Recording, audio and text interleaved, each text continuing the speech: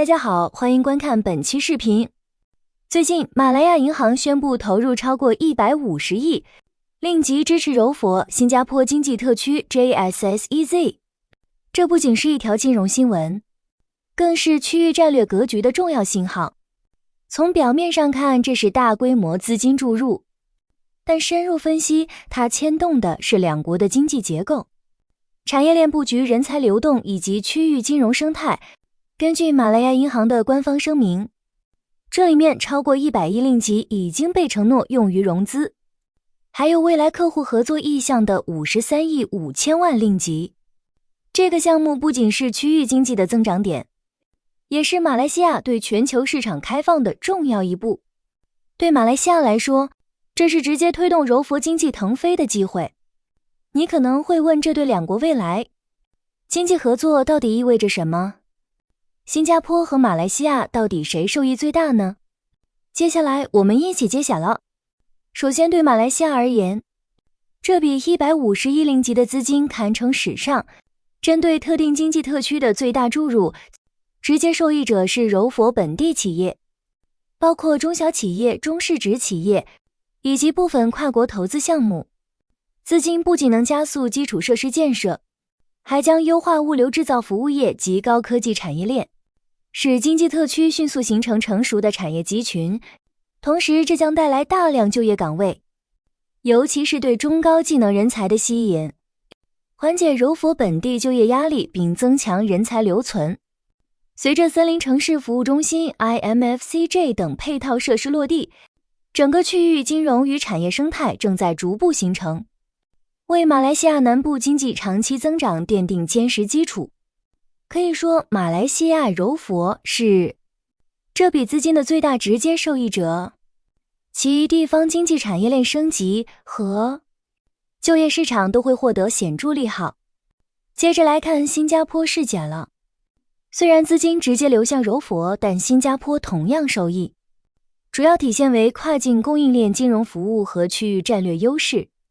新加坡企业可以做类供应商、技术服务提供者或物流合作方，从柔新经济特区的产业扩张中获利。跨国企业在特区项目中可能与新加坡金融机构合作融资，从而形成投资回报。同时，特区的发展进一步巩固了新加坡作为区域枢纽的地位，尤其在金融、航运、科技和服务业方面，人才流动和创新合作也是关键部分。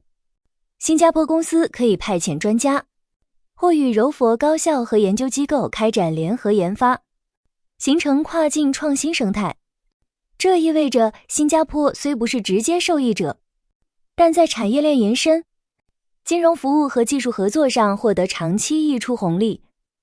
那么问题来了，柔新经济特区会不会反向，形成对新加坡的竞争压力呢？是否存在政策与市场风险？答案是肯定的。第一，柔佛发展需符合马来西亚法规，而新加坡企业在跨境投资和合作中需要适应监管协调和政策差异。第二，区域经济合作对新加坡的收益程度取决于企业能否深度嵌入柔佛产业链，包括供应链参与度和技术服务附加值。第三，特区吸引大量企业进入可能带来价格竞争、人才争夺以及资源稀缺等问题，这对新加坡企业的利润空间和战略布局提出挑战。因此，收益并非自动实现，而需要精细化运营和政策协调。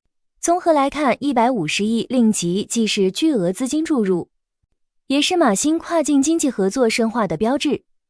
马来西亚柔佛本地企业和政府是直接受益者，经济特区将成为长期增长引擎。新加坡则是间接受益者，尤其是在金融、物流、技术服务和跨境创新方面。战略上，这笔资金不仅优化了区域供应链，更为两国建立长期互补合作模式奠定基础。未来柔佛承担生产和落地功能，新加坡保留高附加值职能和金融枢纽角色，两地共同形成可持续互利的双城经济模型。未来这里极有可能成为科技创新的重要基地，还可能成为东南亚技术企业巨头的摇篮。还有一个不得不提的重点，那就是交通经济。